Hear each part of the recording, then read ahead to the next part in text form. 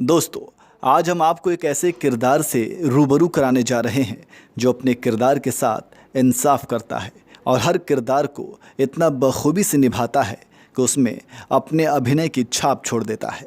तो आइए दोस्तों, हम आपको मिलवाते हैं आमिर खान से और उनसे जुड़ी बेहद रोचक बातें जिनके बारे में शायद आपको पता नहीं हो। तो अगर आप भी आमिर खान के फ़ैन हैं तो यह बातें आपको पता होनी चाहिए। दोस्तों, आमिर खान बॉलीवुड के उन रेयर एक्टर में से हैं जो अपनी हर एक फिल्म का कैरेक्टर बहुत ही परफेक्शन से निभाते हैं। आमिर खान की फ़िल्म चॉइस भी सबसे अलग होती है, जहां उनके फ़ैन उनको एक अलग ही किरदार में देखते हैं। आमिर खान एक्टर होने के साथ साथ एक डायरेक्टर, स्क्रीन राइटर और टीवी शो प्रेजेंटर भी हैं।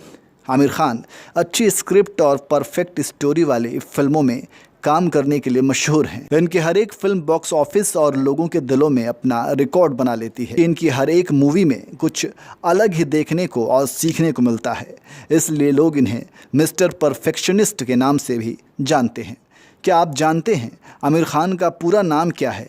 आमिर खान का पूरा नाम मोहम्मद हुसैन आमिर खान है। आमिर खान एक फ़िल्मी बैकग्राउंड से आते हैं। इनके पिता ताहिर हुसैन एक फ़िल्म प्रोड्यूसर और चाचा नासिर हुसैन एक फ़िल्म डायरेक्टर हैं। आमिर खान को अभी तक इन पुरस्कारों से नवाजा गया है। सर्वश्रेष्ठ अभिनेता पुरस्कार 1997 में राजा हिंदुस्तानी के लिए, 2002 में लगान के लिए बेस्ट एक्टर क्रिटिक्स पुरस्कार, 2007 में रंग दे बसंती के लिए बेस्ट मेल डेब्यू, 1989 में क़यामत से क़यामत तक सर्वश्रेष्ठ निर्देशक पुरस्कार, 2008 में तारे ज़मीन पर सर्वश्रेष्ठ फिल्म पुरस्कार, 2002 में लगान के लिए। आपको जानकर हैरानी होगी कि आमिर खान काम करते समय कभी भी घड़ी नहीं देखते जब तक उनका काम पूरा नहीं होता। 2008 में तारे ज़मीन पर के लिए। पर क्या आप जानते हैं कि आमिर खान को किसी अवार्ड फंक्शन या अवार्ड शो में जाना पसंद नहीं है? उनका मानना है कि ऑडियंस का प्यार ही उनके लिए उनका ख़ास अवार्ड है। आमिर खान मुंबईया फिल्मी दुनिया के अनुशासनहीनता और बेतरतीब कार्यप्रणाली के शुरुआत से ही खिलाफ रहे हैं। आमिर खान हर काम को बहुत सोच समझ कर किया करते हैं।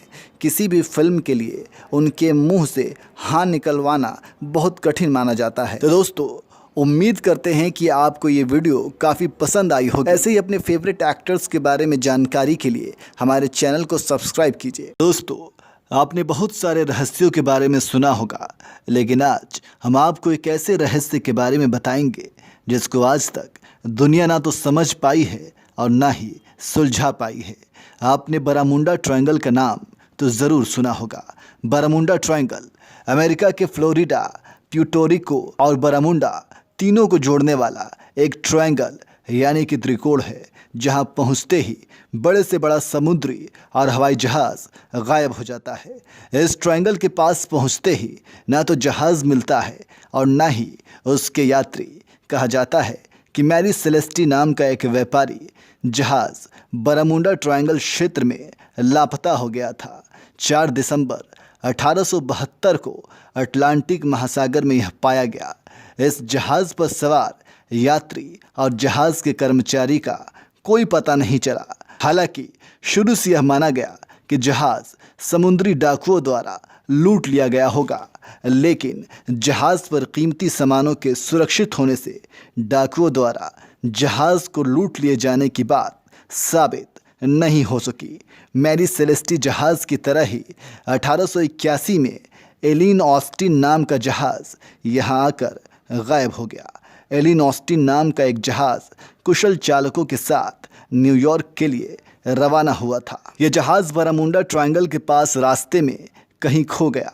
जब यह जहाज़ मिला तो जहाज़ पर सवार किसी व्यक्ति का कुछ पता नहीं चला। अमेरिका के lieutenant commander GW Worley 309 crew सदस्यों के साथ USS साइक्लोप्स नाम के जहाज़ से सफ़र कर रहे थे। बरामुंडा ट्रायंगल को पार करते समय यह जहाज़ कहाँ खो गया, कुछ भी पता नहीं चला। जिस दिन यह घटना हुई थी उस दिन मौसम भी अनुकूल था। क्रू के सदस्य संदेश भेज रहे थे, सब कुछ ठीक चल रहा है, लेकिन अचानक मंजर बदला और जहाज़ किस दुनिया में खो गया कोई जान नहीं पाया। अमेरिका के इतिहास में इस जहाज़ का लापता होना और क्रू मेंबर का गायब होना एक बड़ा रहस्य बना हुआ है। इस क्षेत्र से गुजरने वाले कई जहाज़ों का कोई पता नहीं चलता। Flight 19, Star Tiger, Douglas DC three Bermuda Triangle में गुम होने वाले हवाई जहाज़ों के नाम हैं। इस क्षेत्र में जहाज़ों के गायब होने के कारण पर कई शोध और अध्ययन हुए, लेकिन कुछ पता नहीं चल पाया। शुरुआती शोध के परिणाम बताते हैं कि बरामुंडा ट्रायंगल के पास एक विशेष प्रकार का कोहरा छाया रहता है, जिसमें जहाज़ भटक जाते हैं। जहाज़ों के गायब होने का दूसरा कारण यह बताया जाता है कि इस क्षेत्र में मीथेन गैसों का भंडार है।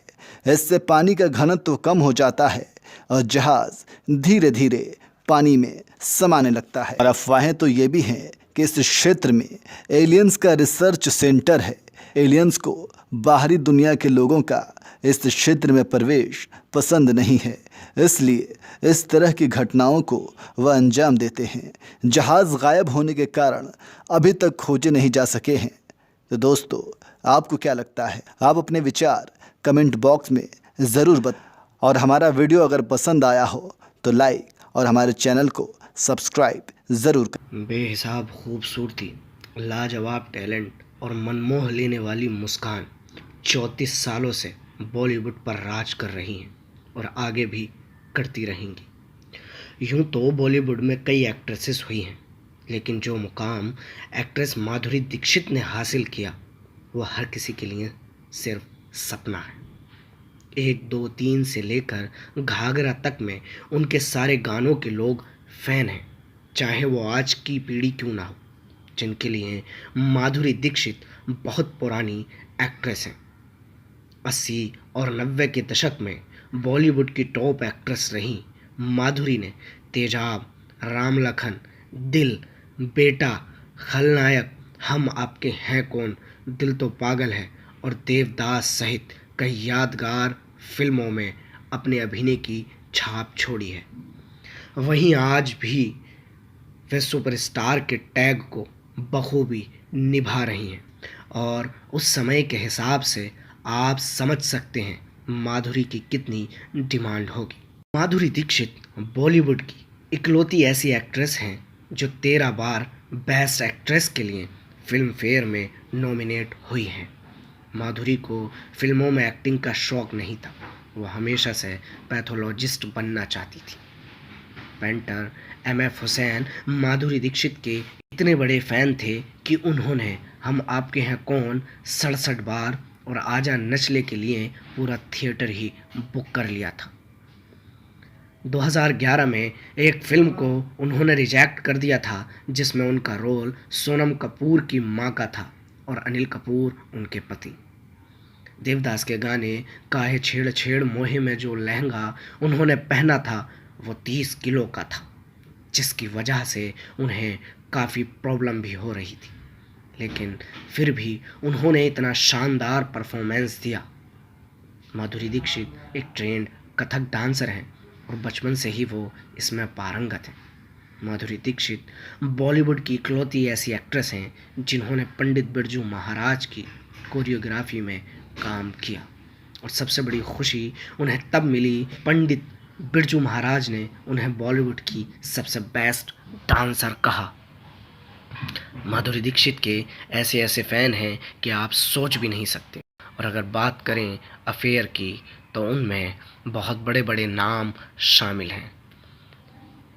संजय दत्त हो, अक्षय कुमार हों या और भी बहुत सारे एक्टर जिनसे माधुरी दीक्षित की अफेयर की खबरें मिलती रही थी। साधना, जिनकी ज़िंदगी की शुरुआत तो बहुत हसीन और खूबसूरत थी, एक महकते हुए खिलखिलाते हुए फूल की तरह, लेकिन अंजाम ज़िंदगी का बहुत बुरा हो, एक मुरझाए हुए फूल की तरह।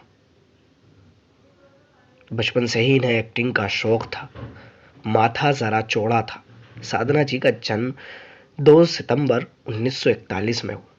एक सिंधी परिवार में जन्मी साधना अपने माँ बाप की इकलौती बेटी थी, इसलिए माँ बाप ने उन्हें बहुत ही लाड प्यार से पाला था। उनके पिता ने उनका नाम साधना इसलिए रखा क्योंकि साधना बोस उनकी फेवरेट एक्टर हुआ करती थी। साधना जब बड़ी हो रही थी उसी दौरान हिंदुस्तान का बंटवारा हुआ और इसके बाद वो कराची से मुंबई आ गई। क्योंकि साधना जी बचपन से ही एक्टिंग करना चाहती थी तो उनके पिता ने फिल्म इंडस्ट्री में उनके लिए कोशिश की और वो 1955 की फिल्म श्री 420 के एक गाने में नजर आई। गाने का नाम था ईचक दाना बीचक दाना। ये रोल इतना छोटा था कि साधना पर किसी की नज़र नहीं पड़ी। सिर्फ 15 साल की उम्र में उन्होंने कॉलेज के ड्रामा में हिस्सा लेना शुरू कर दिया था। इनका टैलेंट ज़्यादा दिन तक नहीं छिपा। एक प्रोड्यूसर की नज़र इन पर पड़ी और इन्हें ₹1 का टोकन अमाउंट देकर एक सिंधी फिल्म अबाना के लिए साइन किया गया और यहाँ पर किस्मत ने एक अलग ही खेल खेला। अबाना फिल्म के प्रमोशन के दौरान उनकी फ़ोटो एक मैगजीन में छपी और तब उस ज़माने के बड़े प्रोड्यूसर शशिधर मुखर्जी की नज़र इस तस्वीर पर पड़ी। मुखर्जी जी इन्हें फिल्मालिया एक्टिंग स्कूल ले गए और अपने बेटे जॉय मुखर्जी के साथ फिल्म लव इन शिमला में इन्हें लॉन्च किया, जिसे डायरेक्टर किया था R.K. नैयर ने।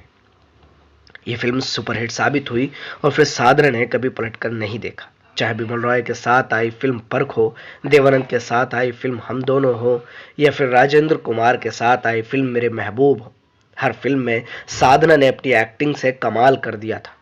राज खोसला के साथ इनकी जोड़ी खूब जमी। फिल्म वो कौन थी को भला कौन भूल सकता है। उस फिल्म के सारे गाने हिट हुए। मदन मोहन साहब का संगीत, लता जी की आवाज और राजा मेहंदी अली खान साहब के बोल और साधना जी का अभिनय, सब कुछ कमाल था। यह किस्सा भी मशहूर रहा कि जब फिल्म मेरे महबूब इन्हें ऑफर की गई तब साधना जी ने इस फिल्म में काम करने से इनकार कर दिया था और उस जमाने के मशहूर डायरेक्टर ऋषिकेश मुखर्जी से कहा कि समझ नहीं आता कि ये फिल्म मेरे महबूब क्यों साइन करूं। ऋषिकेश मुखर्जी ने उनसे पूछा कि फिल्म का हीरो कौन है। उन्होंने कहा राजेंद्र कुमार और तब ऋषि दा ने कहा कि साधना तुम इस फिल्म को जरूर साइन करो क्योंकि राजेंद्र कुमार हमेशा अच्छे स्क्रिप्ट ही चुनते हैं और ये फिल्म भी बड़ी कामयाब हुई।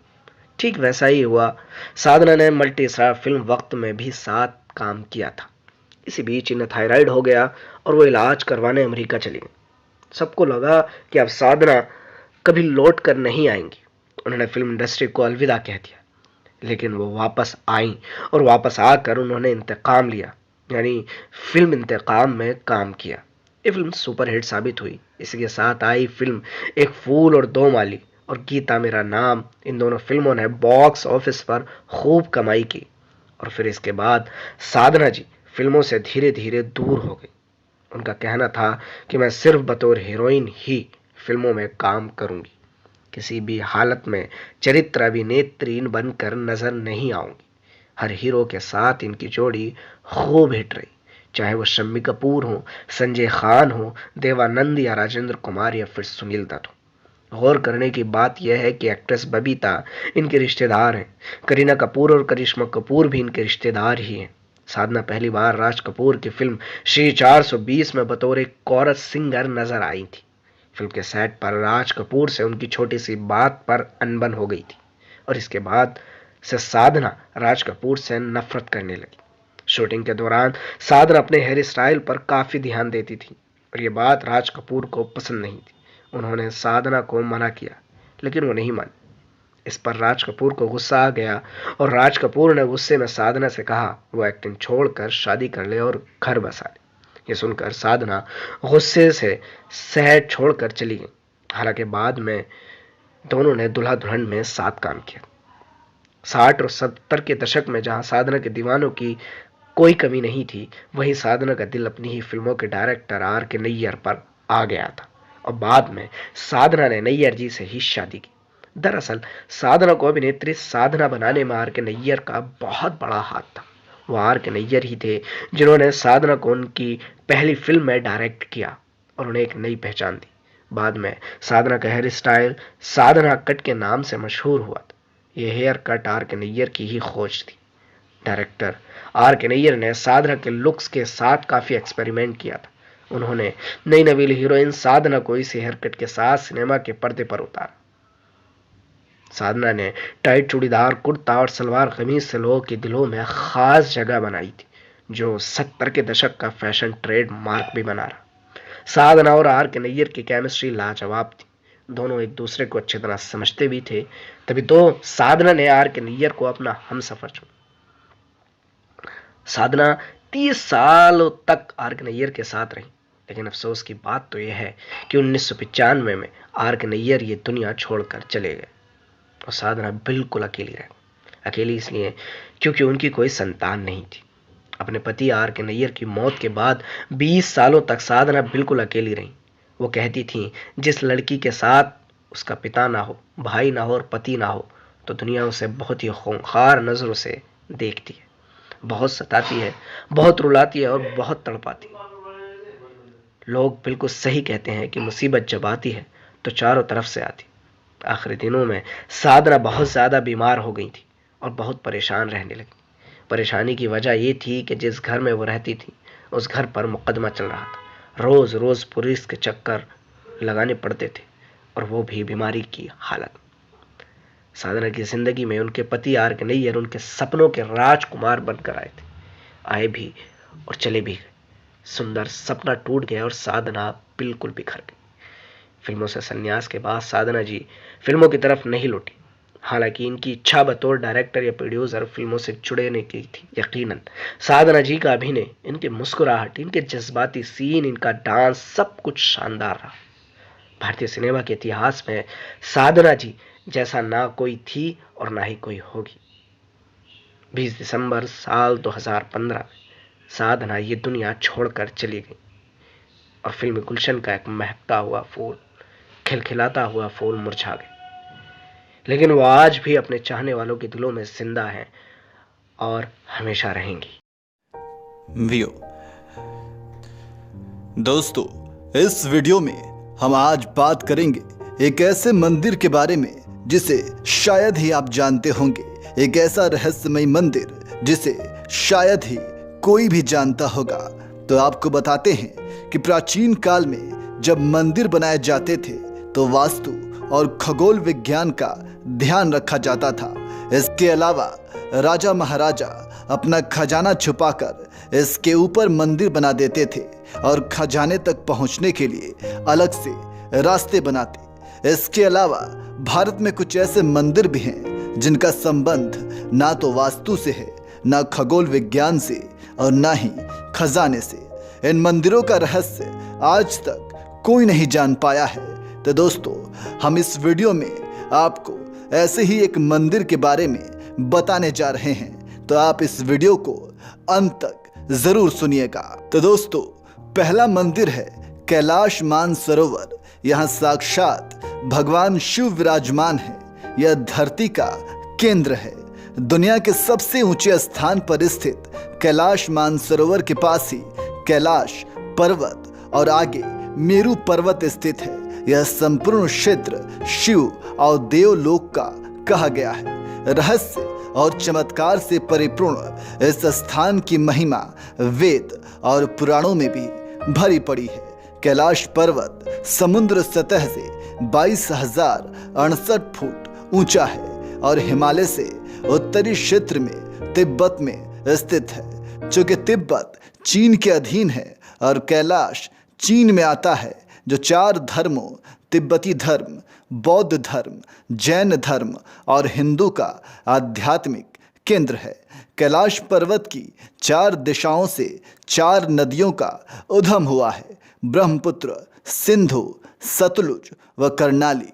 तो दोस्तों, उम्मीद करते हैं कि इस वीडियो को आपने पसंद किया होगा और ऐसे ही चमत्कार और रहस्यमयी खबरों को जानने के लिए हमारे चैनल को सब्सक्राइब करें।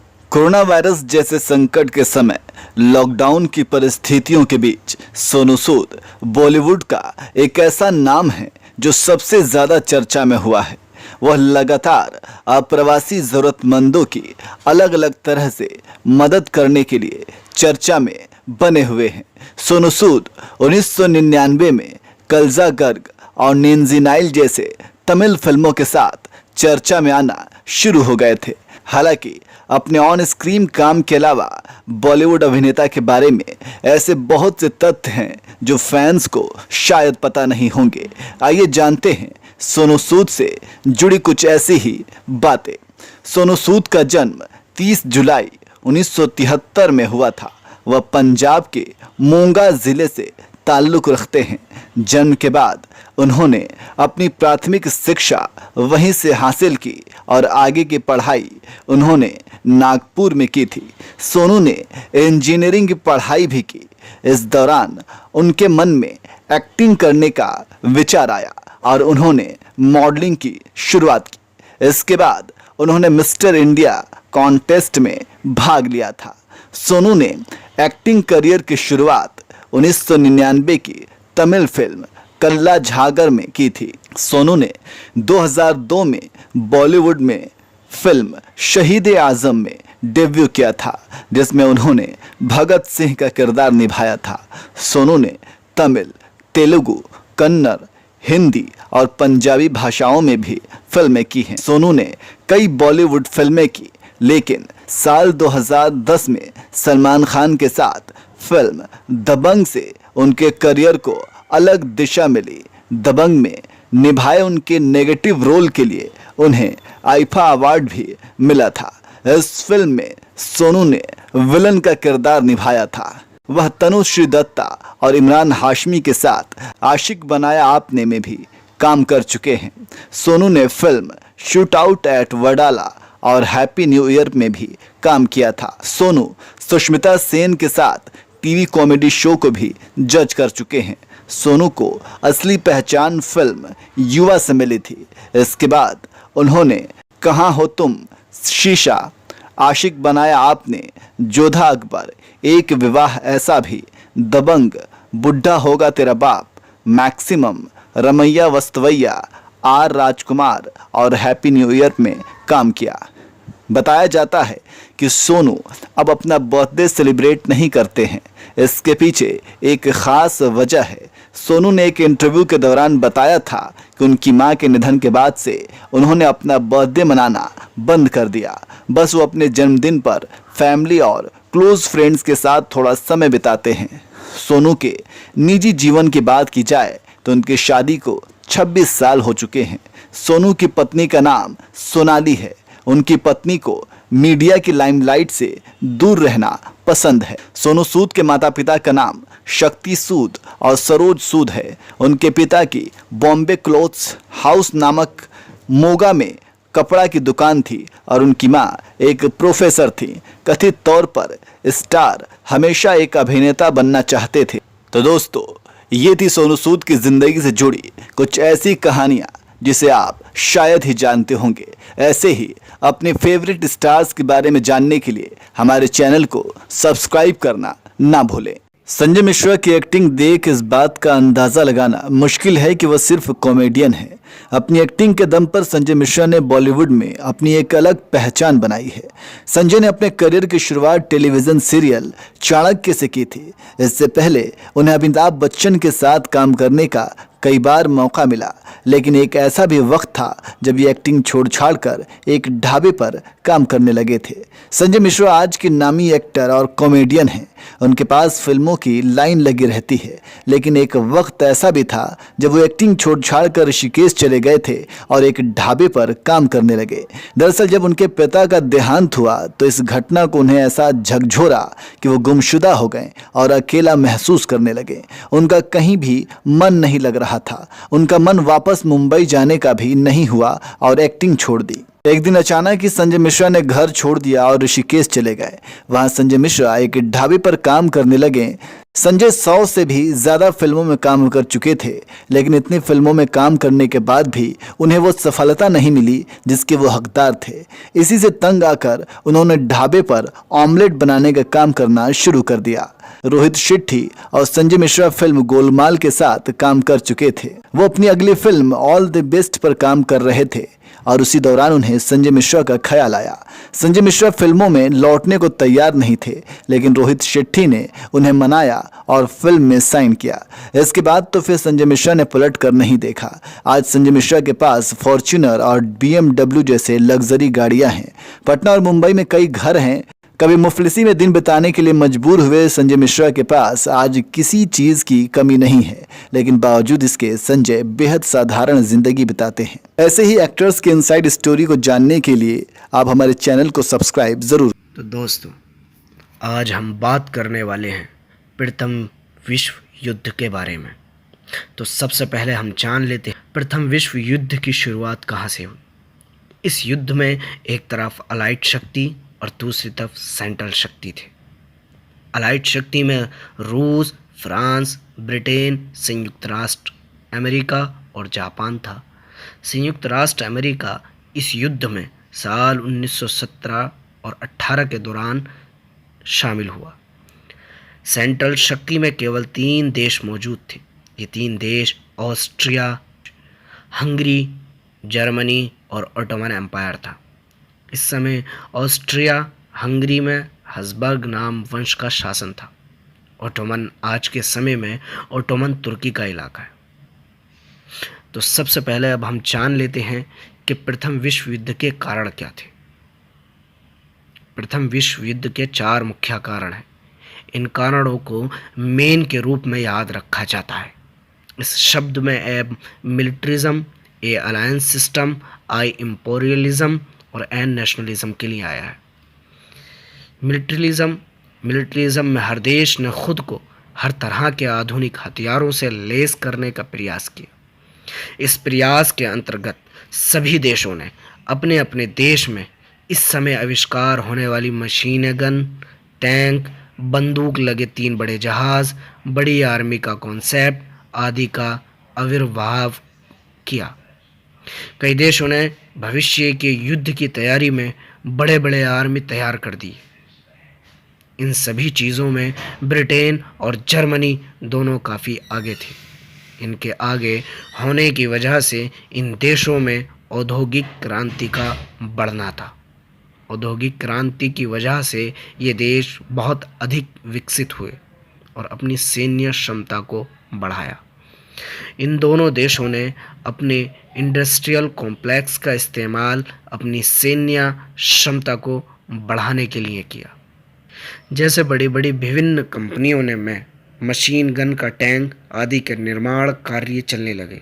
इस समय विश्व के अन्य देश चाहते थे कि वे ब्रिटेन और जर्मनी की बराबरी कर लें, किंतु ऐसा होना बहुत मुश्किल था।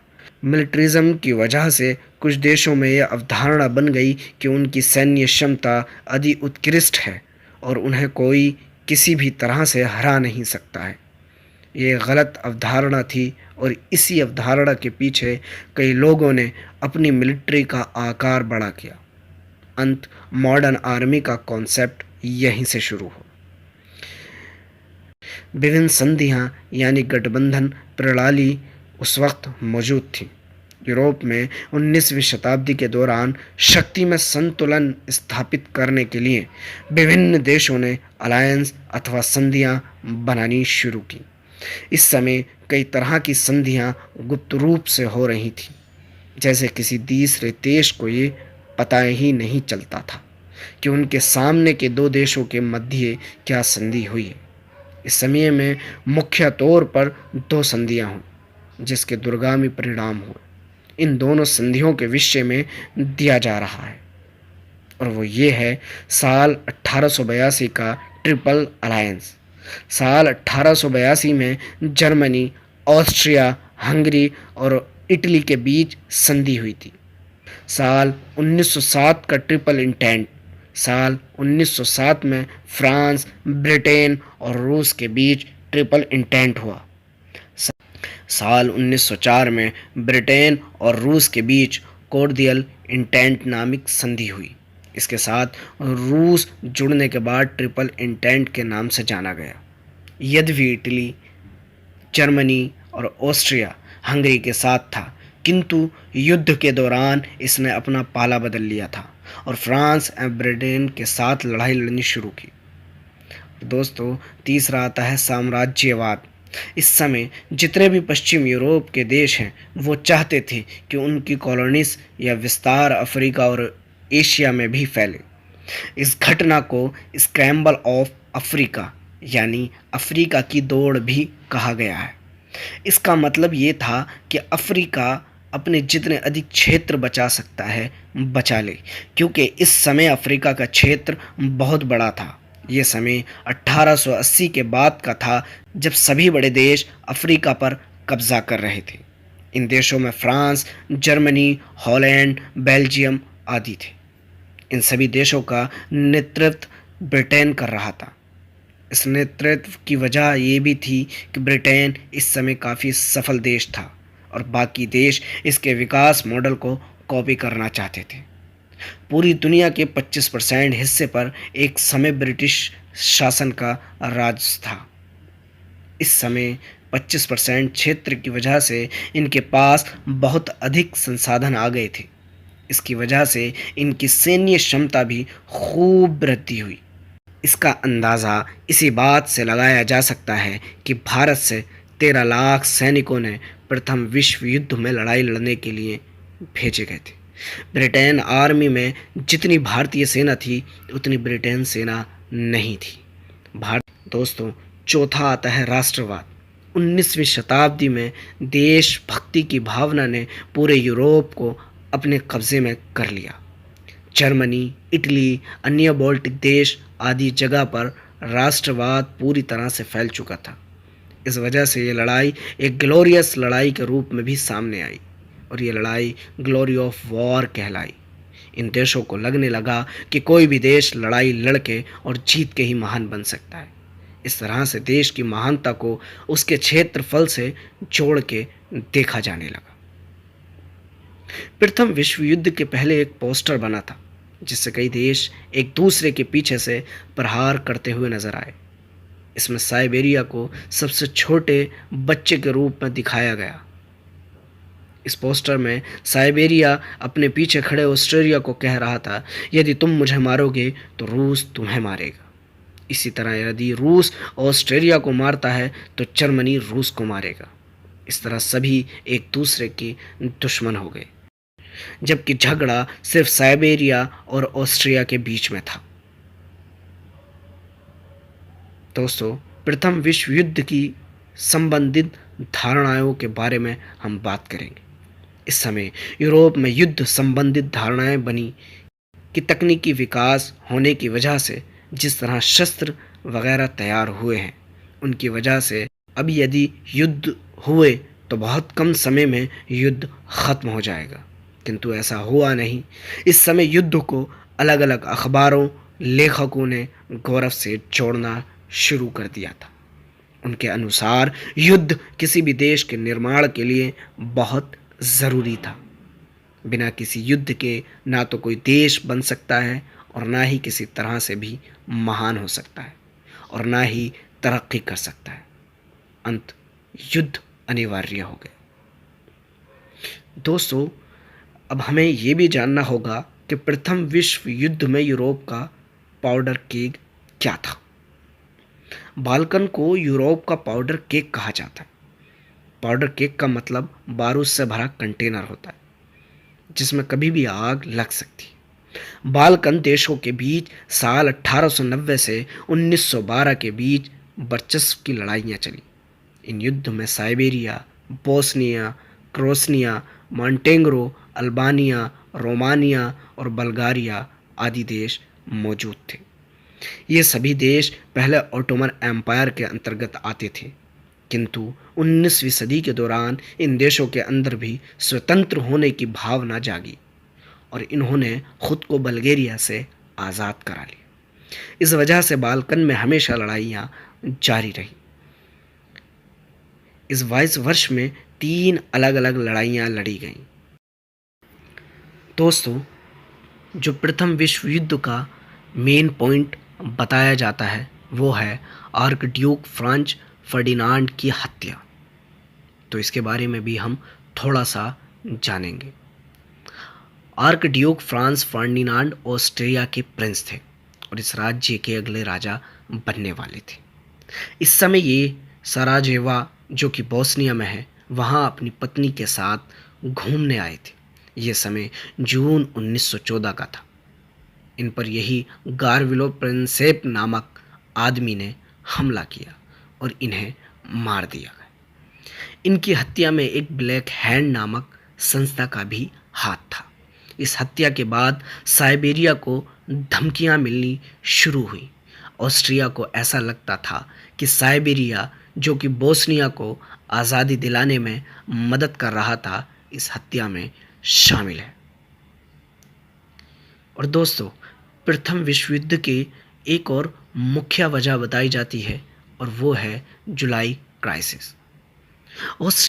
ऑस्ट्रिया ने इस हत्या के बाद साइबेरिया को अल्टीमेटम दिया कि वे जल्द ही आत्मसमर्पण कर दें और साइबेरिया ऑस्ट्रिया के अधीन हो जाए। इस मसले पर साइबेरिया ने रूस से मदद मांगी और रूस को बाल्टिक्स में हस्तक्षेप करने का एक और मौका मिल गया। रूस का साइबेरिया को मदद करने का एक कारण स्लाविक साइबेरिया को सपोर्ट करना भी था। रूस और साइबेरिया दोनों में रहने वाले लोगों को स्लाविक कहा जाता है। इस समय ऑस्ट्रिया हंगरी ने जर्मनी से मदद मांगनी शुरू की। इस पर जर्मनी ने ऑस्ट्रिया हंगरी को एक ब्लैंक चेक देने की बात कही और कहा कि आप जो करना चाहते हो करें, जर्मनी आपको पूरा सहयोग देगा। जर्मनी का समर्थन पाकर ऑस्ट्रिया हंगरी ने साइबेरिया पर हमला करना शुरू कर दिया। इसके बाद रूस ने जर्मनी से लड़ाई की घोषणा कर दी। फिर कुछ दिन बाद फ्रांस ने भी जर्मनी से लड़ाई की घोषणा कर दी। फ्रांस के लड़ने की वजह ट्रिपल इंटेंट संधि थी। इस समय तक ब्रिटेन इस युद्ध में शामिल नहीं हुआ था। तब इटली ने भी युद्ध करने से मना कर दिया था। इटली का कहना था कि ट्रिपल इंटेंट के तहत यदि कोई और हम तीनों में से किसी पर हमला करता है तब हम इकट्ठे होंगे, ना कि किसी दूसरे देश के लिए। प्रथम विश्व युद्ध का समय जुलाई क्राइसिस के बाद अगस्त में युद्ध शुरू हो गया था। इस समय जर्मनी ने एक योजना बनाई। इसके तहत उसने पहले फ्रांस को हराने की सोची। इसके लिए उन्होंने बेल्जियम का रास्ता चुना। जैसे ही जर्मनी की मिलिट्री ने बेल्जियम में प्रवेश किया, उधर से ब्रिटेन ने जर्मनी पर हमला कर दिया। इसकी वजह ये थी कि बेल्जियम और ब्रिटेन के बीच सन 1839 में एक समझौता हुआ था। जर्मनी इस समय फ्रांस में घुसने में सफल रहे, हालांकि पेरिस तक नहीं पहुंच पाए। इसके बाद जर्मनी की सेनाओं ने ईस्ट फ्रंट पर रूस को हरा दिया। यहाँ पर लगभग 3 लाख रूसी सैनिक शहीद हुए। इस दौरान ओटोमन एम्पायर ने भी रूस पर हमला कर दिया। इसकी एक वजह यह भी थी कि ओटोमन और रूस दोनों लंबे समय से एक दूसरे के दुश्मन रहे थे। इसी के साथ ओटोमन ने सुएज कैनाल पर भी हमला कर दिया। इसकी वजह यह थी कि ब्रिटेन आयरलैंड को भारत से जोड़ने के लिए एक बहुत बड़ी कड़ी थी। यदि इस सुरंग पर ओटोमन का आधिपत्य हो जाता तो ब्रिटेन प्रथम विश्व युद्ध हार भी सकता। हालांकि सुएज कैनाल बचा लिया गया। प्रथम विश्व युद्ध के समय के ट्रेंच क्या थे? दोस्तों, ट्रेंच युद्ध में वो जगह होती है जहां पर सैनिक रहते, जहां से लड़ाई लड़ते। खाना, पीना और सोना भी इसी जगह पर होता है। प्रथम विश्व युद्ध में पहली बार इतने लंबे ट्रेंच बनाए गए। फ्रांस और जर्मनी फ्रंट 3 साल तक ऐसे ही आमने सामने रहे। ना तो फ्रांस को आगे बढ़ने का मौका मिला और ना ही जर्मनी को। ट्रेंच बनाने का मुख्य कारण आर्टिलरी शेलिंग से बचना भी था। इसकी सहायता से आर्टिलरी गोलों से बचने में मदद मिलती थी, किंतु बारिश और अन्य मौसमी मार की वजह से कई सारे सैनिक सिर्फ बीमारी से मारे गए। जिस भी समय कोई सैनिक ट्रेंच से बाहर निकलता था, उस समय दूसरी तरफ से मशीन गन से गोलीबारी शुरू हो जाती और सैनिक मारे जाते। सन 1916 में एक सोम की लड़ाई हुई थी, जिसमें एक दिन में 80,000 सैनिक मारे गए थे। इसमें अधिकतर ब्रिटेन और कनाडा के सैनिक मौजूद थे। कुल मिलाकर इस युद्ध में 3 लाख सैनिक मारे गए थे। दोस्तों, प्रथम विश्व युद्ध को ग्लोबल वार भी कहा जाता है। तो जानते हैं, आइए किन वजह से इसको ग्लोबल वार कहा जाता। उस समय लगभग पूरी दुनिया में लड़ाई छिड़ी हुई थी। इस वजह से इसे ग्लोबल वॉर कहा जाता है। अफ्रीका स्थित जर्मनी की कॉलोनीज जैसे टोगो, तंजानिया और कैमरून आदि जगहों पर फ्रांस ने हमला कर दिया था। इसके अलावा माइक्रोनेशिया और चीनी जर्मन कॉलोनीज पर जापान ने हमला कर दिया। इस युद्ध में जापान के शामिल होने की वजह ब्रिटेन और जापान के बीच का समझौता था। इसके साथ ही ओटोमन जहाज़ों ने ब्लैक सागर के रूसी बंदरगाहों पर हमले करने शुरू कर दिए। ब्लैक सी में स्थित सेवास्तोपोल रूस का सबसे महत्वपूर्ण नवल बेस है। गल्लीपोली टर्की में स्थित एक राज्य है जहां पर अलाइड बलों ने हमले शुरू कर दिए। यहाँ पर ऑस्ट्रेलिया और न्यूजीलैंड के सैन्य बल लड़ रहे थे। इस आर्मी को अंजक आर्मी कहा जाता है। हालांकि यहाँ पर इस आर्मी को किसी तरह की सफलता नहीं मिली। इस युद्ध की याद में आज भी ऑस्ट्रेलिया और न्यूजीलैंड के बीच अंजक डे मनाया जाता है। इसी के साथ कई बड़े महासागरों में भी नेवी युद्ध शुरू हुए। इसके बाद जर्मनी ने एक पनडुब्बी तैयार की जिसका नाम था यू बोट। इस यू बोट ने सभी अलाइड जहाज़ों पर हमला करना शुरू कर दिया। शुरू में जर्मन के इस यू बोट ने सिर्फ नेवी जहाज़ों पर हमले किए, किंतु बाद में इस जहाज़ ने आम नागरिकों के जहाज़ों पर भी हमला करना शुरू कर दिया। ऐसा ही एक हमला लुसितानिया नामक एक जहाज़ जो कि अमेरिका से यूरोप के बीच आम लोगों को ले जाने का काम करता था, उस पर हमला हुआ और लगभग 1200 लोग मारे गए। ये घटना अटलांटिक महासागर में हुई थी। इस हमले के बाद ही अमेरिका साल 1917 में प्रथम विश्व युद्ध में शामिल हो गया और अलाइड शक्तियों का साथ देने लगा। इस समय अमेरिका के राष्ट्रपति वुडरो विल्सन थे। हालांकि शुरू में अमेरिका किसी तरह से यूरोप की इस लड़ाई में शामिल नहीं होना चाहता था, किंतु अंत इससे भी इस युद्ध में शामिल होना पड़ा। प्रथम विश्व युद्ध में भारत का प्रदर्शन। प्रथम विश्व युद्ध में लगभग 13 लाख भारतीय ब्रिटिश आर्मी की तरफ से लड़ रहे थे। ये भारतीय सैनिक फ्रांस, इराक, इजिप्ट आदि जगहों पर लड़े, जिसमें लगभग 50,000 सैनिक को शहादत मिली। तीसरे एंग्लो अफगान वार और प्रथम विश्व युद्ध में शहीद हुए सैनिकों की याद में इंडिया गेट का निर्माण किया गया। दोस्तों, प्रथम विश्व युद्ध के कारण 19वीं शताब्दी के उत्तरार्ध में यूरोप के लगभग सभी देशों ने अपनी सैनिक शक्ति को विकसित करने का प्रयास किया। सन 1890 के पश्चात जर्मनी ने इंग्लैंड की जल शक्ति की तुलना में अपनी जल सेना को अधिक उत्कृष्ट एवं विस्तृत करने की घोषणा की। इस घोषणा के फलस्वरूप उन दोनों देशों में कटुता व शत्रुता का उदय हुआ।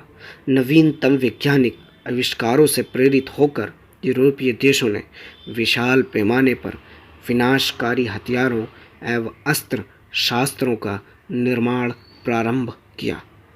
इसके अतिरिक्त जर्मन सम्राट विलियम द्वितीय ने बार बार ये घोषणा करके कि वह सैनिक दृष्टि से जर्मनी को विश्व शक्ति बनाना चाहता है, अपने उग्र सैनिकवादी स्वरूप को स्पष्ट कर दिया। दूसरे शब्दों में यूरोपीय देशों में युद्ध मनोविज्ञान की भावना तेज़ी से विकसित होती गई। सन 1870 के पश्चात बड़े यूरोपीय देशों में कोई युद्ध नहीं हुआ, परंतु युद्ध की संभावना सदैव बनी रही। इस कारण सभी देशों में सेना के निर्माण पर काफ़ी पैसा खर्च किया जाता रहा। तथा विभिन्न देशों में सैनिककरण के लिए होड़ सी लग गई। प्रत्येक संकटपूर्ण स्थिति में इस होड़ को बढ़ावा मिला। सेना की संख्या बढ़ाने के लिए सभी महाद्वीपीय देशों में अनिवार्य सैनिक संधि लागू की गई। वह अपनी फौजी ताकत बनाने, अपनी फौजी तथा नौसेनाओं का आकार बढ़ाने, नए और अपेक्षाकृत अधिक सांघातिक हथियारों का विकास करने और अपने को युद्ध के लिए सामान्य तथा तैयार रखने के लिए अपार धनराशि भी खर्च करने लगे थे। यूरोप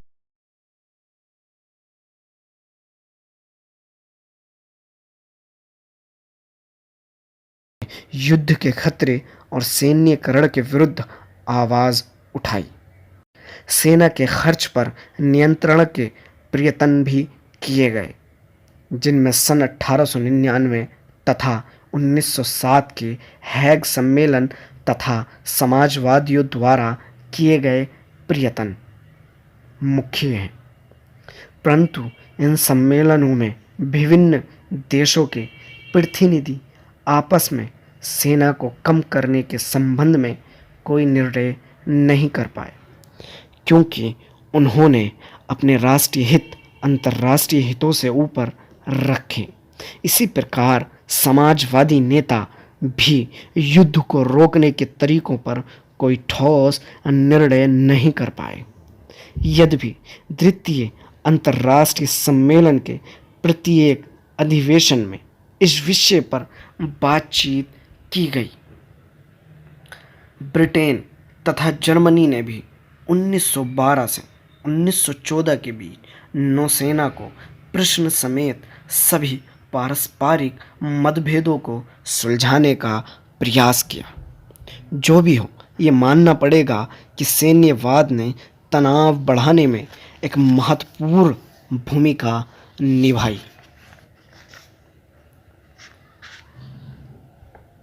दोस्तों, अब हम बात करेंगे साम्राज्यवादी प्रथा की। युद्ध के मूल कारण साम्राज्यवादी देशों के मध्य प्रतिस्पर्धा, फ्रांस, रूस, जर्मनी, इटली आदि का परस्पर संघर्ष जुड़ा हुआ था। यदा कदा साम्राज्यवादियों के बीच शांतिपूर्ण निपटारा भी हो जाता था और एक दूसरे के विरुद्ध बल प्रयोग के बिना वे एशिया अथवा अफ्रीका के किसी हिस्से को परस्पर विभाजित करने के लिए सहमत हो जाती थी। अनेक बार परस्पर संघर्ष के कारण युद्ध की स्थितियां उत्पन्न हो जाती थी। औद्योगिक क्रांति के फलस्वरूप सभी देशों की उत्पादन प्रणाली में क्रांतिकारी परिवर्तन हुआ। मशीनों के आविष्कार एवं विशाल पैमाने पर वस्तुओं के उत्पादन से 3 समस्याओं का उदय हुआ। प्रथम, कच्चा माल प्राप्त करने के लिए नवीन क्षेत्रों की खोज की गई। द्वितीय, निर्मित वस्तुओं की बिक्री के लिए नवीन बाजारों की खोज की गई। तृतीय, औद्योगिक क्षेत्रों की बढ़ती हुई जनसंख्या को अन्य क्षेत्रों में स्थानांतरित किया गया। उपर्युक्त समस्याओं का समाधान करने के लिए यूरोपीय देशों में अफ्रीका, एशिया, अमेरिका व बाल्कन राज्यों में नवीन क्षेत्रों की खोज करने की और भावना उत्पन्न हो गई। सन 1890 से पूर्व बिस्मार्क ने जर्मनी को अंतर्राष्ट्रीय तनाव व वैमनस्य से मुक्त रखने के उद्देश्य से औपनिवेशिक विस्तार की नीति में अधिक रुचि नहीं दिखाई, किंतु विलियम तृतीय ने उपर्युक्त क्षेत्रों में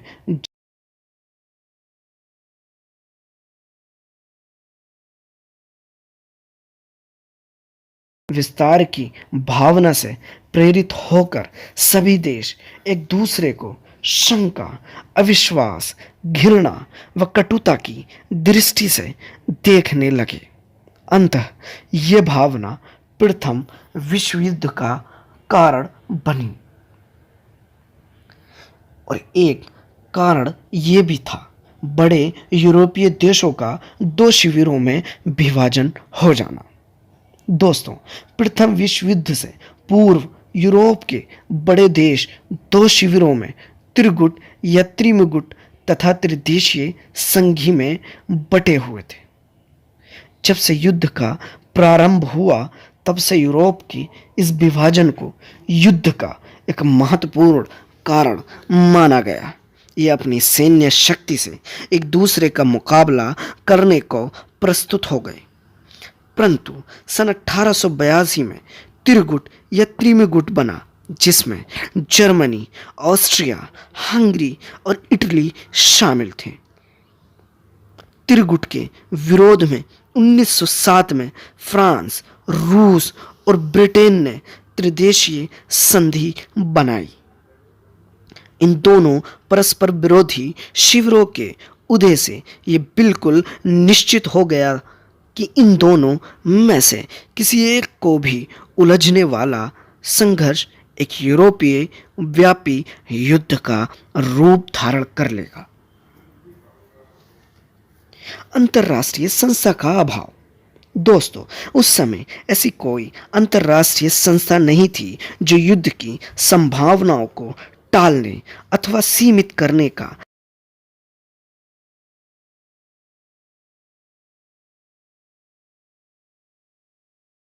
उचित कार्यों को करने के लिए पूर्ण स्वतंत्र थे। यद्यपि इस दिशा में हैग सम्मेलनों ने कुछ प्रभावशाली कदम उठाए थे, किंतु विभिन्न देशों के असहयोगपूर्ण व्यवहार के कारण उन्हें अपने उद्देश्य में सफलता नहीं मिली। प्रत्येक देश अपनी निजी नीति का पालन करता था। अन्य देशों के हितों की किसी को चिंता नहीं थी। इसके फलस्वरूप संपूर्ण यूरोप में संदेह, निराशा एवं अविश्वास का वातावरण उत्पन्न हो गया था। केसर विलियम द्वितीय का चरित्र। सन 1890 में जर्मन चांसलर बिस्मार्क के पतन के पश्चात सम्राट केसर विलियम ने द्वितीय जर्मनी की आंतरिक व वैदेशिक नीतियों में अनेक महत्वपूर्ण परिवर्तन किए। वह एक महत्वाकांक्षी व्यक्ति था। वह चाहता था कि विश्व की राजनीति में जर्मनी की निर्णायक भूमिका होनी चाहिए। वह सुदृढ़ नाविक शक्ति को जर्मनी की सर्वतोमुखी उन्नति की कुंजी, विश्व की सर्वश्रेष्ठ जाति मानता था। उसने जापान जर्मन लीग की स्थापना की, जिसका उद्देश्य ऑस्ट्रिया, स्विट्जरलैंड, बेल्जियम, हॉलैंड तथा अन्य देशों में निवास करने वाले जर्मन जाति के लोगों को संगठित करना था। इसकी पुष्टि करते हुए हैजन ने लिखा, विलियम द्वितीय की इच्छा थी कि जर्मनी की सामुद्रिक शक्ति सुदृढ़ होनी चाहिए। वह जर्मन को विश्व की निर्णायक शक्ति बनाना चाहता था। उसका विचार था कि यूरोप, एशिया, अफ्रीका तथा संपूर्ण विश्व की राजनीति में जर्मनी की सम्मति के बिना कोई निर्णय नहीं होना चाहिए। अपनी राजनीतिक विचारधारा के आधार पर विलियम द्वितीय ने अनेक योजनाएं बनाई तथा देश के प्रशासन में कई महत्वपूर्ण परिवर्तन किए। थल सेना व जल सेना के विकास के लिए उसने राष्ट्रीय आय का बहुत बड़ा भाग व्यय कर दिया। युद्धपोतों के सुविधाजनक आवागमन के लिए कील नहर की खुदाई कराई गई। उसने एक जल सेना लीग की भी स्थापना की थी।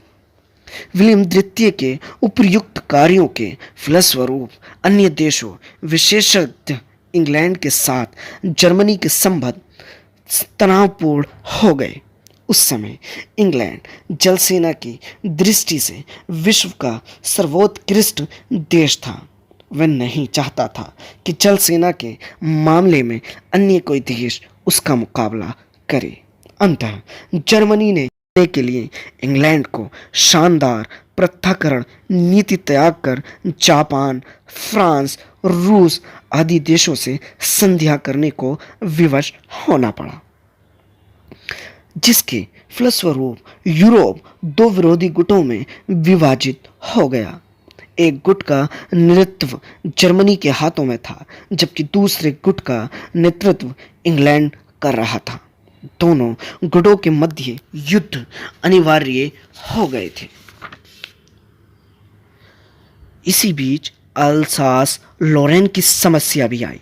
दोस्तों, इन प्रदेश के प्रश्न पर जर्मनी व फ्रांस के मध्य लंबे समय से संघर्ष चल रहा था। सन 1870 में सेडान के युद्ध में फ्रांस की पराजय के फलस्वरूप इन प्रदेशों पर जर्मनी का अधिकार हो गया था। औद्योगिक दृष्टि से ये दोनों प्रदेश अत्यंत महत्वपूर्ण थे, इसलिए फ्रांस की जनता इन प्रदेशों पर पुनः अधिकार करना चाहती थी। सन 1890 तक बिस्मार्क की कूटनीति व दूरदर्शिता के कारण फ्रांस को अपने उद्देश्य में सफलता नहीं मिली, किंतु बिस्मार्क के पतन के फलस्वरूप यूरोप के राजनीतिक घटनाक्रम में तेजी से परिवर्तन हुआ और उसने इंग्लैंड व रूस जैसे शक्तिशाली देशों के साथ कूटनीति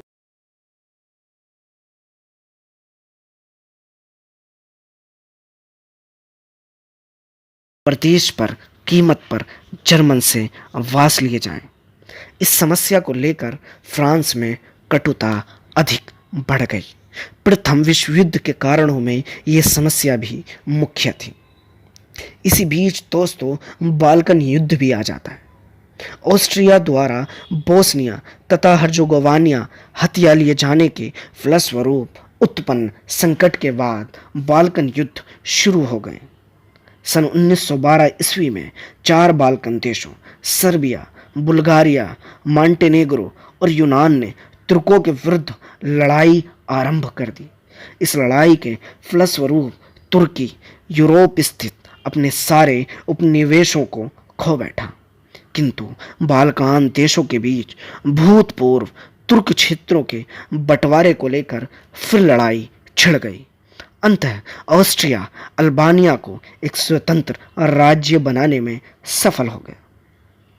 सर्बिया ने अल्बानिया के ऊपर अपना दावा किया था। सर्बिया की महत्वाकांक्षाएं पूरी न होने के कारण ऑस्ट्रिया के प्रति उसकी कटुता बढ़ गई। इस घटना ने भी यूरोप को युद्ध के कगार पर खड़ा करने में मदद की। दोस्तों, अगला जो पॉइंट आता है वो है युद्ध का तात्कालिक कारण।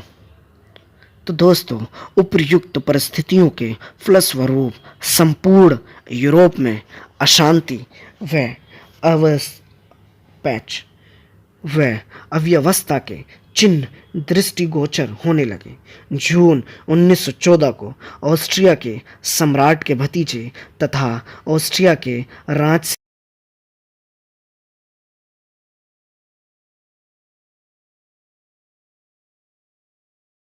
सरोजेवा में कर दी गई। ऑस्ट्रिया व सर्बिया के संबंध बोस्निया हर्जेगोवानिया के प्रश्न पर पहले से ही खराब थे। इस घटना के फलस्वरूप ऑस्ट्रिया को सर्बिया से प्रतिशोध लेने का मौका मिल गया। ऑस्ट्रिया ने सर्बिया के सम्मुख 10 सूत्रीय मांग पत्र प्रस्तुत किया तथा इसे स्वीकार करने के लिए सर्बिया को 48 घंटे का अल्टीमेटम दिया। सर्बिया ने इस मांग पत्र की अनुचित मांगों को अस्वीकार नहीं किया। फलस्वरूप ऑस्ट्रिया ने जुलाई 1914 को सर्बिया पर आक्रमण कर दिया। जर्मनी ने ऑस्ट्रिया का पक्ष लिया। 3 दिन बाद रूस ने ऑस्ट्रिया के विरुद्ध युद्ध की घोषणा कर दी। चूंकि फ्रांस रूस का मित्र था, उसने भी जर्मनी व ऑस्ट्रिया के विरुद्ध युद्ध घोषित कर दिया। अगस्त 1914 को ग्रेट ब्रिटेन भी इस युद्ध में सम्मिलित हो गया। तो दोस्तों, इस प्रकार युद्ध ने विवशपायी रूप ले लिया। दोस्तों, अब हम बात करते हैं राजनीतिक परिणाम की। प्रथम विश्व युद्ध के क्या परिणाम थे? तो इसमें नंबर 1 जो आता है वो है यूरोप महाद्वीप के देशों तथा अन्य देशों में कार्यरत एकतांत्रिक व राजतंत्रात्मक सरकारों के लिए प्रथम विश्व युद्ध मृत्यु वारंट सिद्ध हुआ। इस युद्ध के फलस्वरूप जर्मनी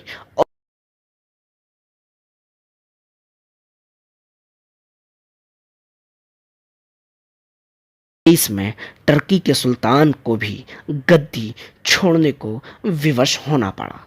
इस प्रकार टर्की के उस्मानी राजवंश का भी पतन हो गया। इसी प्रकार पोलैंड, बल्गेरिया, चेकोस्लोवाकिया व फिनलैंड की निरंकुश सरकारों का भी अंत हो गया। इस प्रकार अधिकांश देशों में निरंकुशता व राजतंत्र पूरी तरह समाप्त हो गया। यद्यपि इंग्लैंड, स्पेन, यूनान, रोमानिया आदि देशों की राजनीतिक सरकारों पर इस युद्ध का प्रभाव नहीं पड़ा, तथापि इस तथ्य से इनकार नहीं किया जा सकता कि इन देशों की सरकारें अपने राजतंत्रीय व निरंकुश स्वरूप को अधिक समय तक सुरक्षित नहीं रख पाईं और वहां पर भी इस युद्ध के पश्चात प्रजातांत्रिकरण की प्रक्रिया का शुभारंभ हो गया। विश्व युद्ध प्रारंभ होने के समय इंग्लैंड ने यह घोषणा की थी कि उसका उद्देश्य प्रजातंत्र की रक्षा करना था।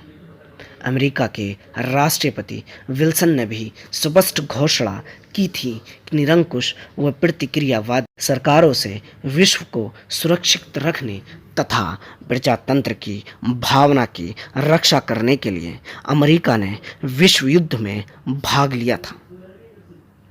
इस प्रकार युद्ध काल में केंद्रीय शक्तियों के विरुद्ध मित्र राष्ट्रों द्वारा की गई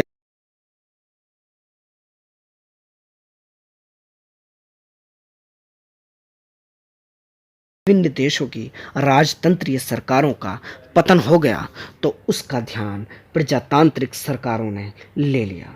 रूस, ऑस्ट्रिया तथा जर्मनी, जहां पर विश्व के विख्यात राजवंश सत्तारूढ़ थे, उसमें भी जनतंत्रीय सरकारों का गठन हो गया।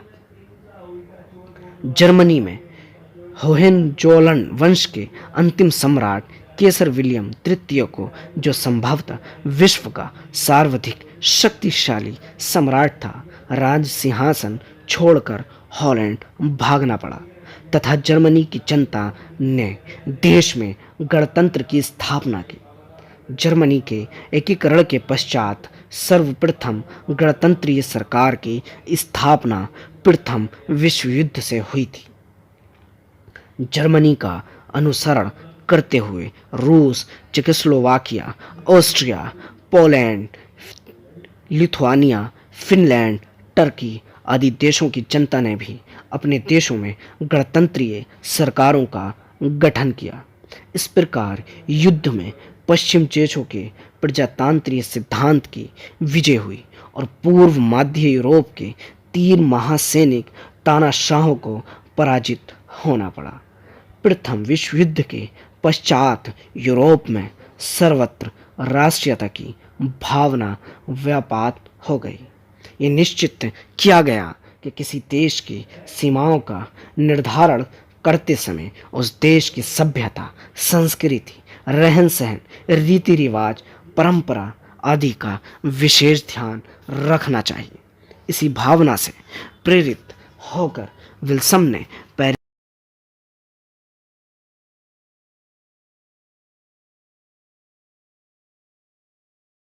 ने 14 सूत्री कार्यक्रम में भी इस सिद्धांत के प्रमुख संस्था प्रदान किया।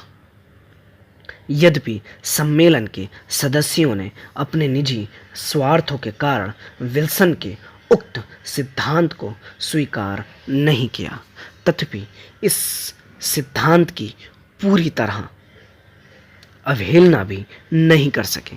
इसी सिद्धांत के आधार पर पेरिस सम्मेलन में Slovakia, Yugoslavia, Hungary, Poland, Finland, Lithuania, Estonia व लाटविया नामक 8 नवीन राज्यों का गठन किया गया। उपर्युक्त राज्यों के अतिरिक्त कुछ ऐसे राज्य थे जहां पर राष्ट्रीयता व आत्म निर्णय का सिद्धांत पूरी तरह लागू नहीं हो सका। ऐसे राज्यों में अल्पसंख्यकों की भावनाओं की अवहेलना करके उन्हें बहुसंख्यकों की दया पर छोड़ दिया गया। चूंकि अन्य देशों में राष्ट्रीयता की भावना का विकास हो चुका था, इसलिए उन देशों से प्रेरणा पाकर इन राज्यों की जनता ने विद्रोह करना प्रारंभ कर दिया। इस प्रकार प्रथम विश्व युद्ध के पश्चात राष्ट्रीयता की भावना का उदय व विकास भी एक महत्वपूर्ण तत्व था, जो विश्व युद्ध के परिणाम स्वरूप राजनीतिक क्षेत्र में परिलक्षित हुआ था। युद्ध के विनाशकारी परिणामों ने सभी देशों के राजनीतिज्ञों की आंखें खोल दी और वे इस निष्कर्ष पर पहुंचे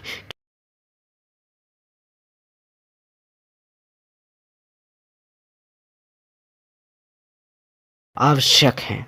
वे भली भांति समझ गए कि युद्ध द्वारा समस्याओं को नहीं सुलझाया जा सकता।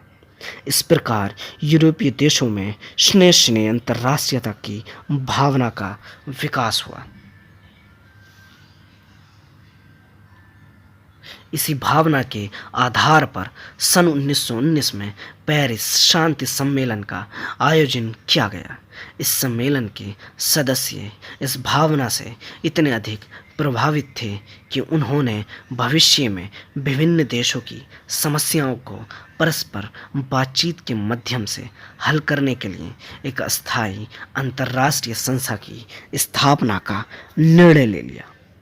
राष्ट्रीय संघ की स्थापना इसी निर्णय के फलस्वरूप की गई थी। प्रथम महायुद्ध के अंत के बाद फ्रांस, ब्रिटेन तथा बेल्जियम ने अपनी सेना और साम्राज्य की वृद्धि के लिए अपनी पूर्ण शक्ति व साधन लगा दिए। फ्रांस ने जर्मनी की ऑल्सेस लॉरेन पर ही अपना अधिकार नहीं किया, अपितु राइन के पश्चिम में जर्मन प्रदेश पर भी अधिकार कर लिया। इन प्रदेशों की खनिज संपत्ति का उपयोग करके उसने अपने अस्त्र शस्त्र को बहुत बढ़ा लिया और बहुत बड़ी संख्या में सैनिकों की भर्ती की। सेना की वृद्धि के साथ साथ उसने अफ्रीका में कई जर्मन उपनिवेशों तथा तुर्की साम्राज्य के एक प्रदेश सीरिया पर अधिकार करने के फलस्वरूप उसकी सामूहिक तथा औपनिवेशिक शक्ति में भी अब बहुत वृद्धि हो गई थी। ब्रिटेन और बेल्जियम ने भी प्रथम विश्व युद्ध के फलस्वरूप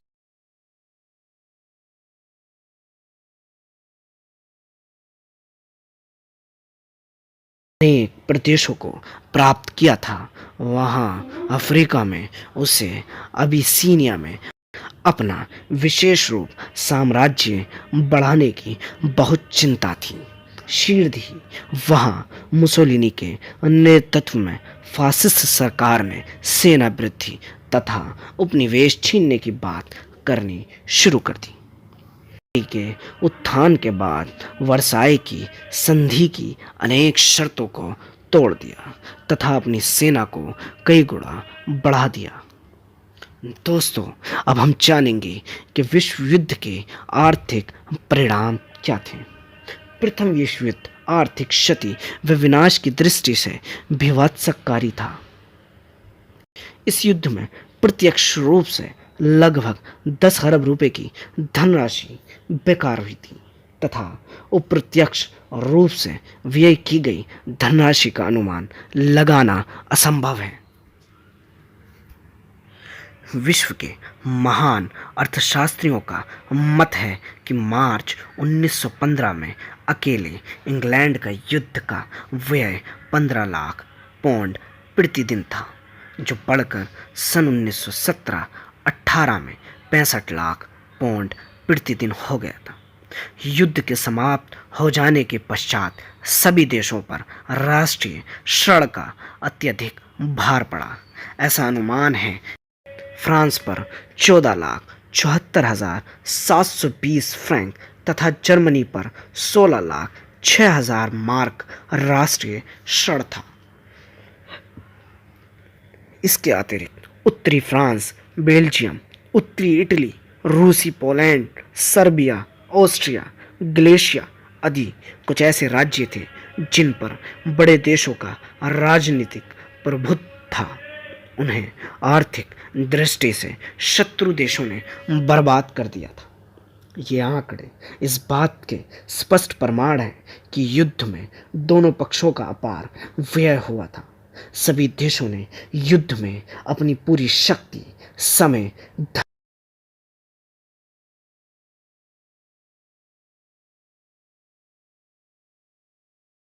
हो गया। उत्पादन क्षमता का ह्रास हो जाने से उन्हें जनता की आवश्यकता की वस्तुओं का आयात करना पड़ा। उत्पादन घट जाने के कारण वस्तुओं के मूल्यों में अपार वृद्धि हो गई। इसके फलस्वरूप लोगों को अनेक आर्थिक कठिनाइयों का सामना करना पड़ा। राष्ट्रीय ऋण का अत्यधिक भार होने के कारण विभिन्न देशों की सरकारों ने विशाल पैमाने पर कागजी मुद्रा का प्रचलन प्रारंभ कर दिया, जिसके कारण मुद्रा की क्रय शक्ति कम हो गई और वस्तुओं की कीमतों में वृद्धि कर दी गई।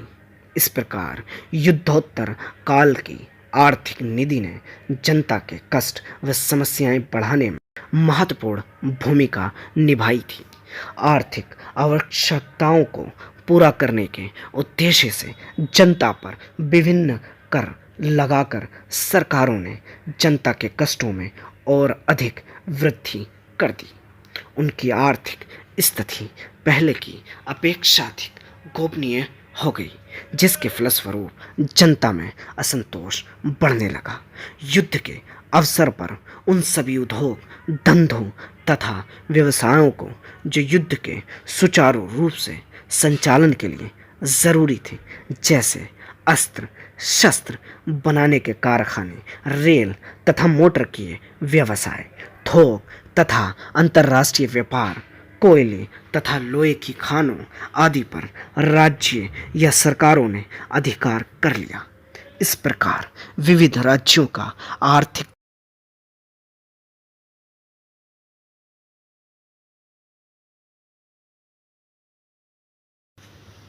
द्वारा स्वेच्छा में काम धंधे को चुनने की मान्यता के स्थान पर युद्ध के लिए उपयुक्तता की मान्यता के कारण सामाजिक क्षेत्र में भी सरकार ने कदम बढ़ाया। इन सभी परिस्थितियों ने समष्टिवाद पद्धति तथा इटली में फासिस्टवाद का उदय एवं विकास हुआ। यहाँ तक कि परस्परवादी पूंजीवादी देशों जैसे इंग्लैंड, फ्रांस तथा अमेरिका आदि में भी सरकारों ने निजी क्षेत्रों में अपने हस्तक्षेप को बढ़ाया। दोस्तों, अब हम जानेंगे सामाजिक परिणाम को। युद्ध की अवधि में सैनिकों की मांग तथा सामग्री निर्मित करने वाले उद्योगों में कार्य करने के लिए मजदूरों की मांग में वृद्धि हुई। इस मांग के फलस्वरूप पुरुषों ने अपने कार्यों को छोड़कर सैनिक सेवा तथा युद्ध सामग्री के उद्योगों में कार्य करने का निर्णय लिया और रिक्त स्थानों पर स्त्रियां कार्य करने। इसमें पूर्व स्त्रियों का कार्य क्षेत्र घर की चारदीवारी तक सीमित था, किंतु युद्ध के फलस्वरूप परिस्थितियों में तेजी से परिवर्तन आया और महिलाओं ने घर से बाहर निकलकर कारखानों तथा कार्यालयों में कार्य करना प्रारंभ कर दिया। इस प्रकार महिलाओं के कार्य क्षेत्र का विस्तार हुआ और वह अपने सामाजिक महत्व का अनुभव करने लगी। उन्होंने देश के आर्थिक विकास में सहयोग देने के साथ साथ राजनीतिक गतिविधियों में भी भाग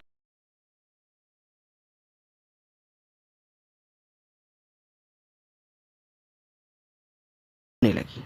इस जागृति के फलस्वरूप कालांतर में महिलाओं ने पुरुषों के समान अधिकार व सुविधाओं की मांग सरकार से की। इस प्रकार महिलाओं के जीवन में क्रांतिकारी परिवर्तन आ गया तथा उनके सामाजिक स्तर में सुधार होने लगा। जातीय कटुता की भावना को समाप्त करने की दिशा में भी प्रथम विश्व युद्ध का महत्वपूर्ण योगदान था। सन 1914 में सभी देश जातीय कटुता व रंगभेद की कुत्सित भावना से ग्रस्त थे। इसी भावना के आधार पर ग्रेट ब्रिटेन के लोग भारत तथा अफ्रीका वासियों से घृणा करते थे। इसी प्रकार जर्मन व फ्रेंच जनता स्वयं को अन्य देशों की जनता से श्रेष्ठ समझती थी। प्रथम विश्व युद्ध विश्वव्यापी स्तर पर लड़ा गया था, जिसमें सभी जातियों के लोगों ने बड़े पैमाने पर भाग लिया था। भारत व अफ्रीका के सैनिक ग्रेट ब्रिटेन के पक्ष में लड़े। अंत ब्रिटेन वासियों के हृदय में स्वाभाविक रूप से भारत व अफ्रीका की जनता के प्रति सहानुभूति उत्पन्न होने लगी और जातीय कटुता की भावना धीरे धीरे कम होने लगी।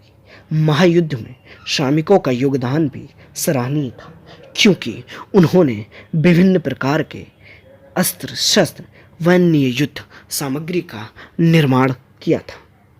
इन कार्यों के फलस्वरूप श्रमिकों ने अपने देश की राजनीति में महत्वपूर्ण स्थान प्राप्त कर लिया था।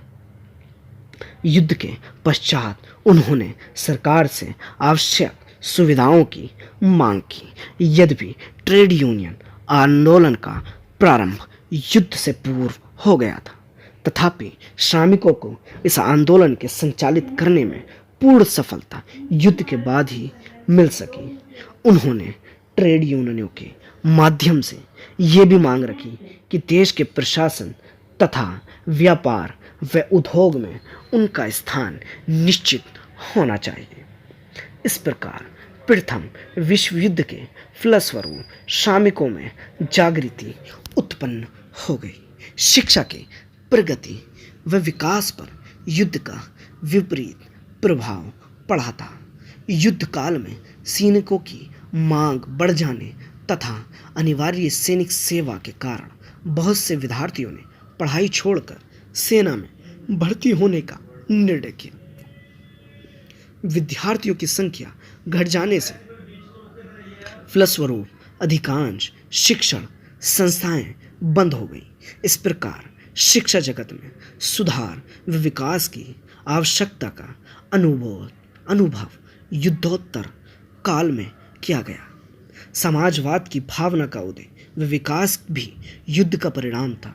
इस भावना के अंतर्गत उद्योगों का राष्ट्रीयकरण एवं उन पर राज्य का स्वामित्व सम्मिलित था। इस भावना के फलस्वरूप औद्योगिक क्षेत्र में राज्य का हस्तक्षेप पहले की अपेक्षा अधिक बढ़ गया तथा श्रमिक वर्ग के महत्व में वृद्धि हो गई। सरकारों ने श्रमिकों को आवास, चिकित्सा, शिक्षा तथा अन्य सुविधाएं प्रदान की तथा उन्हें ट्रेड यूनियन गठित करने व हड़ताल करने का अधिकार भी प्रदान किया। युद्ध का अंतिम किंतु सर्वाधिक महत्वपूर्ण परिणाम विज्ञान के क्षेत्र में प्रगति व विकास के रूप में दृष्टिगोचर हुआ था। युद्ध में विश्व के प्रख्यात वैज्ञानिकों द्वारा विध्वंसकारी आविष्कार किए गए तथा उनका खुलकर प्रयोग किया गया। वह प्रथम युद्ध था जिसमें जहरीली गैसों, बमों, टैंकों, हवाई जहाज़ों व पनडुब्बियों का पहली बार खुलकर प्रयोग किया गया। नवीनतम आविष्कारों के लिए सभी देशों में प्रतियोगिता की भावना उत्पन्न हुई। इसी प्रकार युद्ध के पश्चात भी विभाग पैच विज्ञान के क्षेत्र में अभूतपूर्व उन्नति हुई। प्रथम विश्व युद्ध के बाद अनेक सामाजिक समस्याओं को हल करने के लिए प्रयास किए गए, जैसे मादक वस्तुओं के व्यापार को रोकने का प्रबंध किया गया। लोगों के जीवन स्तर को ऊंचा उठाने के लिए विभिन्न संस्थाएं और संघ बनाए गए।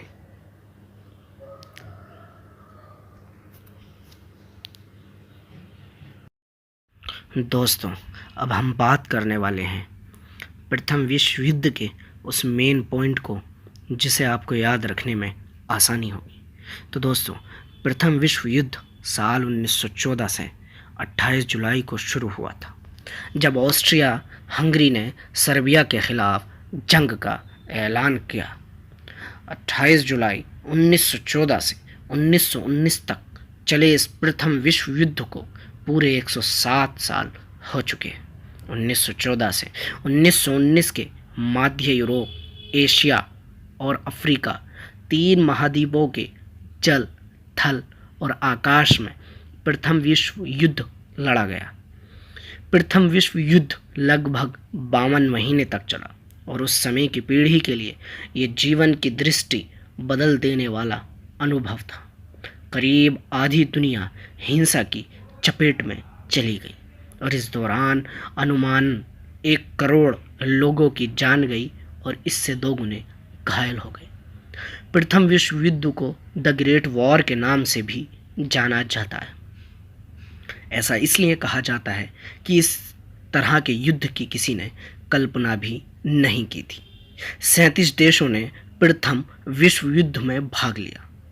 युद्ध का तात्कालिक कारण ऑस्ट्रिया के राजकुमार फर्डिनेंड की हत्या था। जून 1914 में ऑस्ट्रिया के राजकुमार फर्डिनेंड की हत्या कर दी गई, जिसके बाद 28 जुलाई को सर्बिया के विरुद्ध युद्ध की घोषणा कर दी गई। जब ये युद्ध आरंभ हुआ था, उस समय भारत औपनिवेशिक शासन के अधीन था। ये भारतीय सिपाही संपूर्ण विश्व में अलग अलग लड़ाइयों में लड़े। युद्ध आरंभ होने के पहले जर्मनों ने पूरी कोशिश की थी कि भारत में ब्रिटेन के विरुद्ध आंदोलन शुरू किया जा सके। बहुत से लोगों का विचार था कि यदि ब्रिटेन युद्ध में लग गया तो भारत के क्रांतिकारी इस अवसर का लाभ उठाकर देश से अंग्रेज़ों को उखाड़ फेंकने में सफल हो जाएंगे। मीडिया रिपोर्ट्स के मुताबिक कुल 8 लाख भारतीय सैनिक इस युद्ध में लड़े पैच, जिसमें कुल 47,746 सैनिक मारे गए और 65,000 जख्मी हुए। इस युद्ध के कारण भारत की अर्थव्यवस्था लगभग दिवालिया हो गई थी। भारत के बड़े नेताओं द्वारा इस युद्ध में ब्रिटेन को समर्थन ने ब्रिटिश चिंतकों को भी चौंका दिया था। भारत के नेताओं की आशा थी कि युद्ध में ब्रिटेन के समर्थन से खुश होकर अंग्रेज भारत को इनाम के रूप में स्वतंत्रता दे देंगे या कम से कम स्वशासन का अधिकार देंगे, किंतु ऐसा कुछ भी नहीं हुआ। बिलाखिर 28 जून 1919 को जर्मनी के सामने फ्रांस, इटली, ब्रिटेन और सहयोगी थे पक्षों के बीच वर्सलेस संधि पर दस्तखत हुए और युद्ध का आधिकारिक अंत हुआ। तो दोस्तों, ये थी वर्ल्ड वॉर फर्स्ट की कहानी, जिसने पूरी दुनिया को हिलाकर रख दिया था। दोस्तों, महात्मा गांधी ने भी इस युद्ध में भारतीय सैनिकों को भेजने के लिए अभियान चलाया। भारतीय राष्ट्रीय कांग्रेस के बड़े नेताओं द्वारा इस युद्ध में ब्रिटेन को समर्थन ने ब्रिटिश चिंतकों को भी चौंका दिया था। भारत के नेताओं को आशा थी कि युद्ध में ब्रिटेन के समर्थन से खुश होकर अंग्रेज भारत को इनाम के रूप में स्वतंत्रता दे देंगे या कम से कम स्वशासन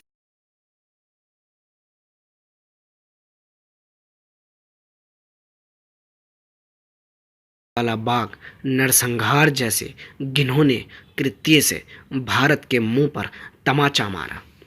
युद्ध के लिए गांव-गांव, शहर-शहर अभियान चला। लोगों ने भारी चंदा भी जुटाया और इसके साथ ही बड़ी तादाद में युवा सेना में भर्ती हुए। सेना में अधिकतर जवान खुशी-खुशी शामिल हुए, लेकिन जहां लोगों ने आनाकानी की, वहां ब्रिटिश सरकार ने ज़ोर ज़बरदस्ती से भी काम लिया। बहुत से जवानों को जबरन सेना में भर्ती कर जंग के मोर्चों पर भेजा गया। इतना ही नहीं, सेना के अंदर भी उनके साथ भेदभाव किया जाता था। राशन से लेकर वेतन भत्ते और दूसरी सुविधाओं के मामले में वे ब्रिटिश सैनिकों से नीचे रखे जाते थे। एक ब्रिटिश सिपाही के खर्चे में कई कई भारतीय सैनिक रखे जा सकते थे। जलियांवाला बाग कांड के लिए कुख्यात ब्रिटिश अधिकारी जनरल ओडायर इस युद्ध के दौरान भारतीय सैनिकों को भर्ती करने की मुहिम की जिम्मेदारी निभा रहा था। अब इसे भारत की गरीबी कहिए, स्वामी भक्ति या फिर मजबूरी, लेकिन भारतीय सैनिकों ने लड़ना जारी रखा और इस भेदभाव का असर कभी अपनी सेवाओं पर नहीं पड़ने दिया। तो दोस्तों, ये थी विश्व युद्ध की कहानी। उम्मीद करते हैं कि आपको ये कहानी पसंद आई होगी।